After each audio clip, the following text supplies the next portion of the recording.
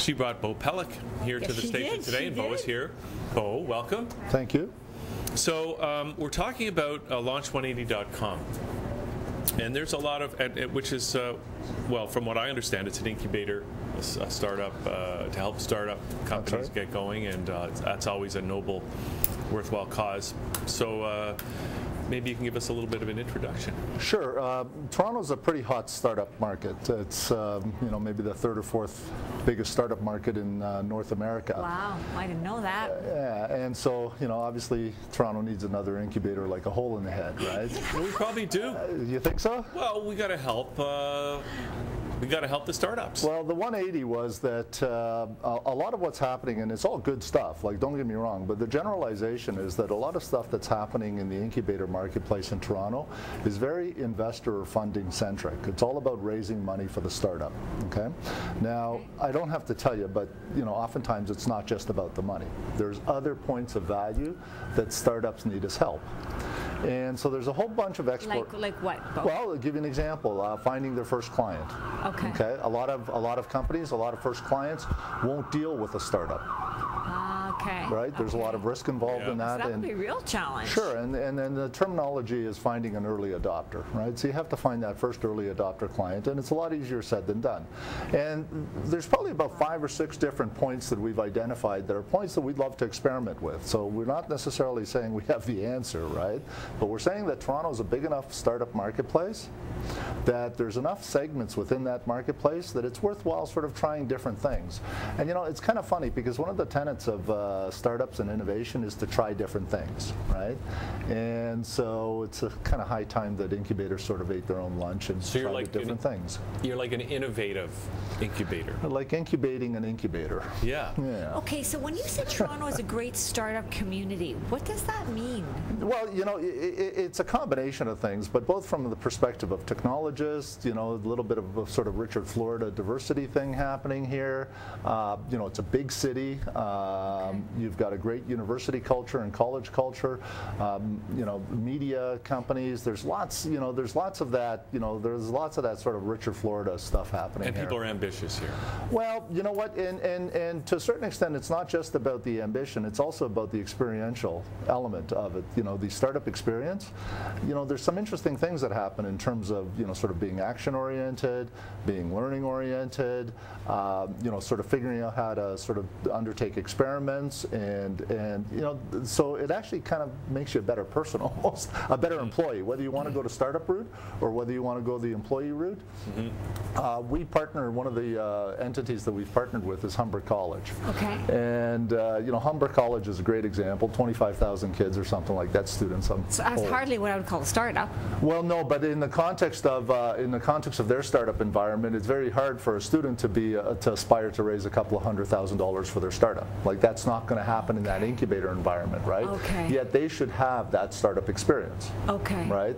So how do you actually support somebody like that in that environment with a startup experience? It can't be the traditional incubator model because of the fact that they're not going to get funded to undertake those kind of projects. So how do you get them to do it without that necessity of $100,000 or $200,000 of seed capital?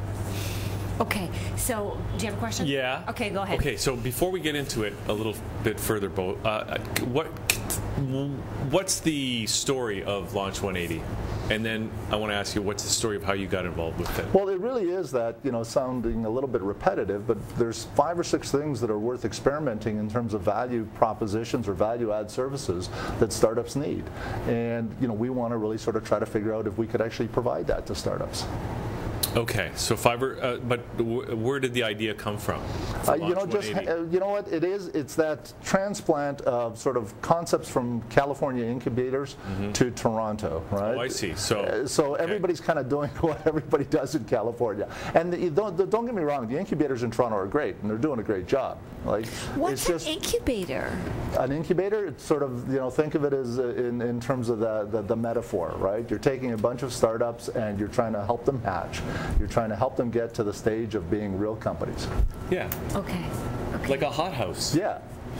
Yeah. And like you give them what they need. And literally, more than It's a hot house. It's a it's oftentimes real estate. We're not real estate oriented, but oftentimes it's real estate. They put everybody in a space, and they put them through a curriculum, and they put them through it's kind of called a sprint, and the sprint culminates typically in a demo day where they'll have a bunch of angel investors in to hear the pitches, and it's all very investor deck oriented. They'll hear the pitches, and investors will either invest or not invest, and that tends to be the experience. Well, that sounds pretty linear. Yeah, well, you know what? As I said, I'm generalizing, right? Okay. So, it's it's okay. It She's sounds new worse. age. She's new age. People hug there, I'm sure. Don't worry about it. People hug there. I've never seen it, but I've heard. I think we need to put you together with Chris and Diane. That's why they're all here today. Operation Feel Good. I think everybody here should get together and create this is how we're creating the whole new world that's better for everyone. Yeah. One big hug. There you go. No, I think it's so important to provide, to really foster an environment that supports entrepreneurship and new companies, because really that's where our economic health is going to come from, and it's going to feed everybody in every way in the long run. So now, the Launch 180, is it a physical building? Well, we do have physical space, but we're not providing a real estate solution to startups. So no, we're not trying to sort of create that physical environment. Okay. So how does it work? So paint us a picture of how you know what? We launched in May, so we're sort of in that experimentation phase. But basically, we're working with 10 or 12 companies, and we meet with them one-on-one, and we try to make a determination as to whether we can help them, and we can help them from a variety of different perspectives. And I'll give you an example. One of the sort of philosophies that we want to sort of adopt is this concept of fail fast, fail cheap, right? Mm-hmm. You could either spend a whole bunch of money to prove a point, or or startups fail, right? Okay. Well, if we could actually help somebody figure that out for $5,000 or $10,000 as opposed to $100,000, right? That's a much more worthwhile experiment. And plus, you could actually sort of run 10 or 20 experiments in that same budget, in that same environment. And if you actually thought about it, there was an article in one of the papers going back a couple of weeks ago where they talked about the fact that there's too many failures in Toronto's incubators, right? And the concept is really sort of wrong. Like people sort of tend to look at it from that perspective, but the flaw is that there's not enough failures. Really, if I asked you, how do you have more good ideas? Yeah. How do you do it? How do you have more good ideas? By getting rid of the bad ideas as quickly as possible. Having more ideas, right? And a lot of them are going to be bad. Yeah, and yet, and again, a lot of the folks here were talking about sort of the education system and how we sort of judge failure. Well, that's how we learn, right? That's how we historically learn. That's what play-based learning was all about. So how do we get back to that environment where failure isn't it's more a bad of that thing? Yeah, it's not. And how do we get to that environment? It's a learning experience. Yeah. It's a path forward. And it's almost like, how do we get into that environment of science and science experiments where, it was a path to build on, right? And so, some of those types of philosophies. So how do we help companies fail faster, fail cheaper? How do we help them find new clients? How do we help them sort of collaborate, sort of to create innovation? So, so then, but what kind of company or what kind of person comes up to you and says, hey, I think I may need your services? We have two types of folks that thus far, again, it's still early, that have been approaching us. And one is the folks that, are still passionate, still immersed, and still want to do something, but failed at their incubator, sort of demo day capital raise, right? So what do you do now? You're sort of you've graduated, you're out on your ass, and what do you do, right? So a lot of folks come to us and basically say, okay, I'm open to a new approach. The other folks is folks that just simply, we resonate with in terms of what we're trying to do, and they're sort of at that early idea stage, and so we get them kind of early. So we see those two funnels mainly. So could it be somebody who might have a product, like somebody who's coming up with a new design or of hats, for instance, or something like that, or somebody who is, coming up with a whole new concept or a system of doing something? Like, what kinds of things do you work with? Or maybe a new kind of sock. Sure. Do you have a sock? Or okay, no. So we tend to orient towards what's called B2B, business to business. Okay. So it tends to be business to business problems and solutions, but not exclusively. We're seeing B2C as well, but we tend to be oriented towards B2B. 60/40, 70/30, whatever, right? No, why is that? Just curious. Well, again, the comment came up of things like Kickstarter, right? You've got a consumer product, you could test it really easy on Kickstarter, right? If people buy in, it's a voting mechanism. They vote with $20, whatever. Try it there, right? It's a great environment for a consumer product. Think about a business product or service. So we tend to sort of see stuff in the local and sustainable category. We tend to see stuff, companies in the HR or talent management space talked about how important managing people is. We've got a couple of projects in the food space, got 2 or 3 projects in the music space. So we tend to sort of, as I said, skew to B2B. So when you're in the music space, for example, what would that be? Can you give us an idea of what you're doing? Well, just music discoverability is an issue as an example. So we've got a client who's got a great idea in terms of music discoverability, just a whole different slang. How do you actually discover artists? Discover new artists. Yeah, you tend to like a group, and I still have well, my kids are older now, right? But I always ask people, send me emails. If you find something cool, send me an email. Okay. So how do you actually discover new artists that align with your tastes?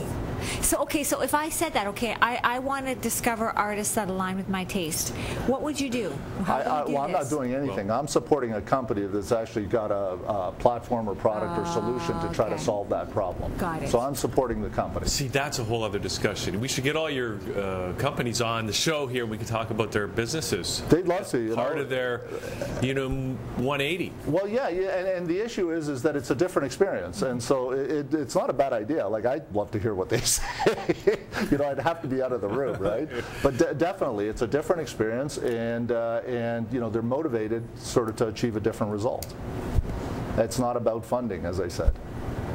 So the launch180.com, so this is really taking, I guess, the latest in incubator thinking and strategy and processes from California? No. What I find is that the existing incubator market in Toronto, that's what they do, okay?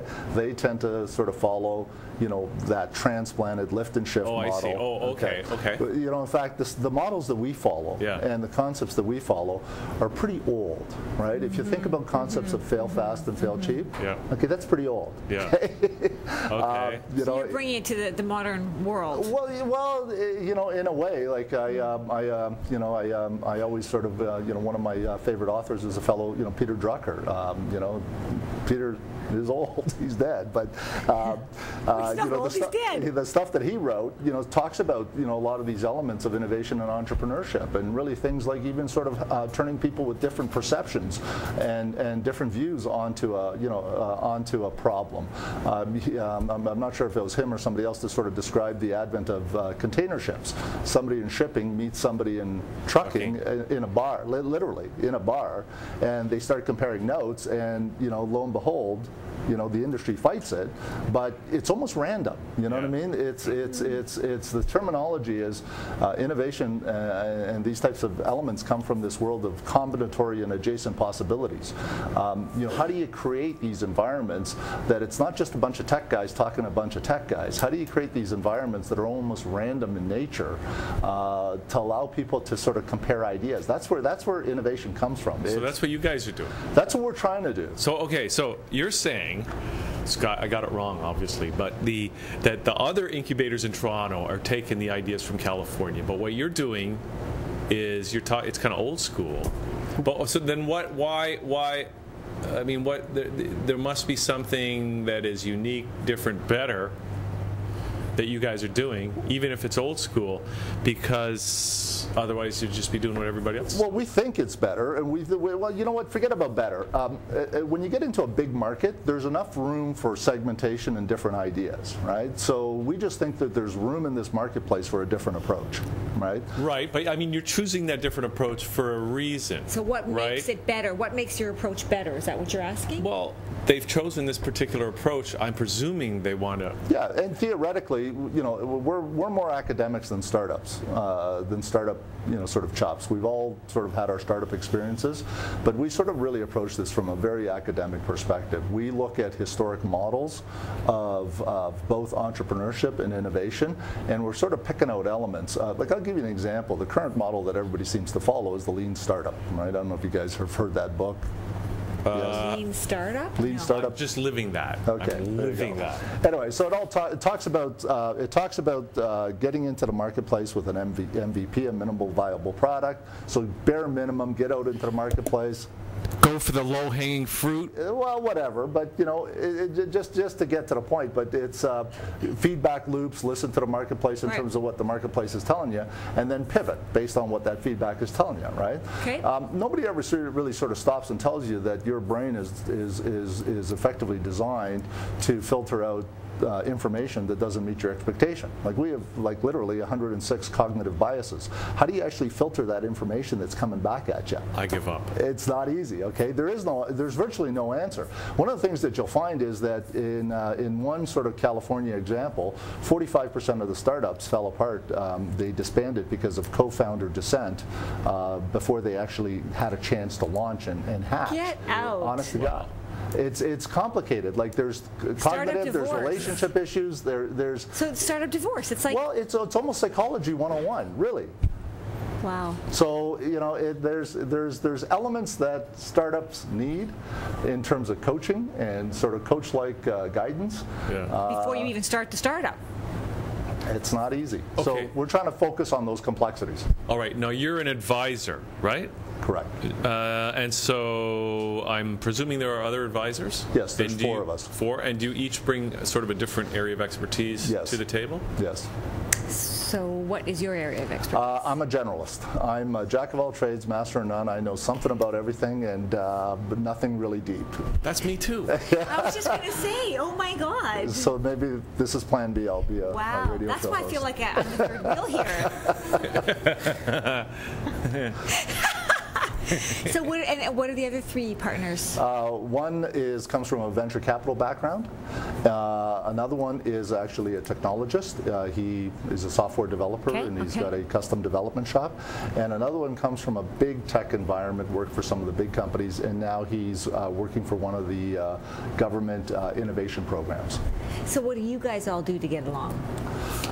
We actually get along, fine. I think we're at four, and different characteristics, different skills. It's different pieces of the puzzle, so there's not a lot of overlap. But we seem to be getting along fine for the 2 or 3 months that we've been doing this. Okay, so what happens if it's 2 on one side? You have to make a decision. It's 2 on one side and 2 on the other. Well, you know what? It's not the same. And when you're not investing money, it's not the same decision-making process. Like, we don't judge companies the same way. We're not business plan oriented. If you actually come to us and we think we could actually help you based on our network and our knowledge, we'll help you. Like, we're not going to tear apart a business plan.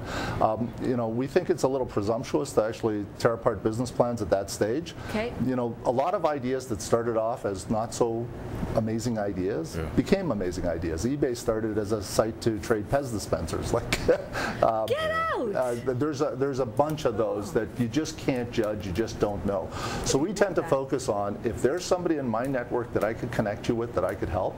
If there's some knowledge that I have that I could share with you. If there's some coaching that I could, ask some tough questions to help guide you. That's it. We just do it. Because what you're saying is you're admitting you don't know. It might be a great idea, or might be on the way to becoming a great idea that you guys, even nobody really knows what's going to work. Going forward. And I could look it up, but there's a statistic out there that basically the rate of success and failure in startup land is no different than it was 20 or 30 years ago. Okay, so notwithstanding the fact that we have more books, more models, more curriculums, okay, it doesn't change. There's almost like this organic success-failure thing happening, which again sort of brings us to the point of, you want more good ideas, have more ideas. How do we increase the velocity of people getting involved in this? And again, failing faster if that's what it takes. All right. Wow. Okay, Bo. So now Who should get in touch with you? Should it be people who have startup company ideas, or where do they need to be in the process? Or what else do you need? Again, we're finding that we're a little bit different. A lot of people want the funding, they want that capital to sort of have the runway to do the things that they want to do, so they have to live that, right? Then we can't help them really. They got to just go through that. So you're not about helping them get the funding? No. Okay. Well, you're not against that.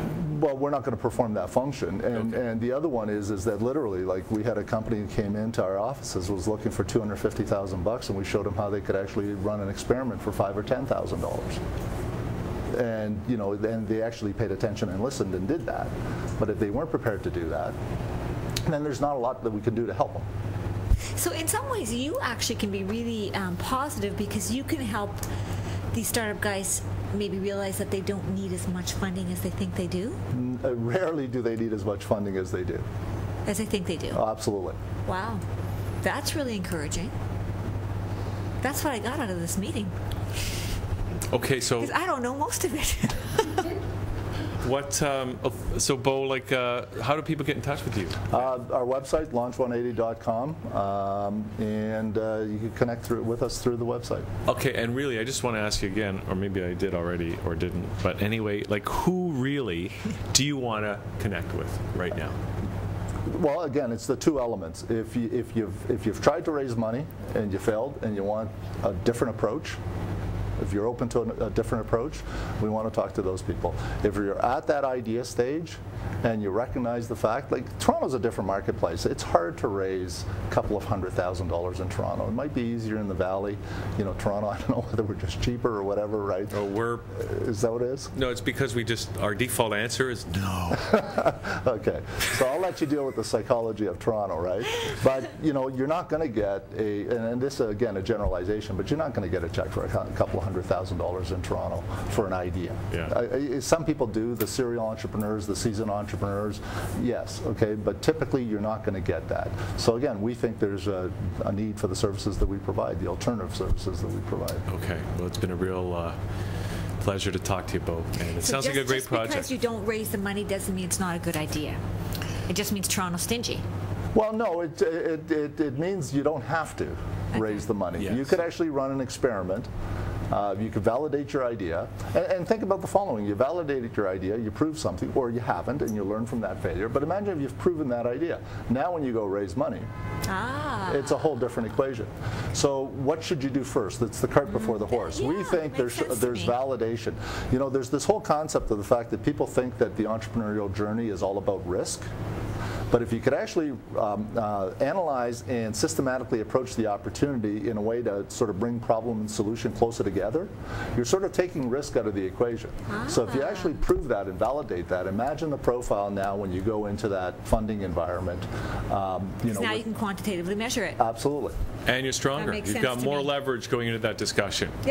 Yeah, that makes a lot of that. I understand. Okay, Bo, thanks for doing this. Thanks a lot. Launch180.com. Check it out, people. Even us new age folk can get it. Yes, I'd love to hear your business ideas, Sandra. Speak to your lawyer. Hugs. Okay, we're going to take a little break. Come back with Gary Thibault talking about all the food you can get for free right in your neighborhood. What video are we watching? We're going to watch this one with the feds. The feds. We'll be right back.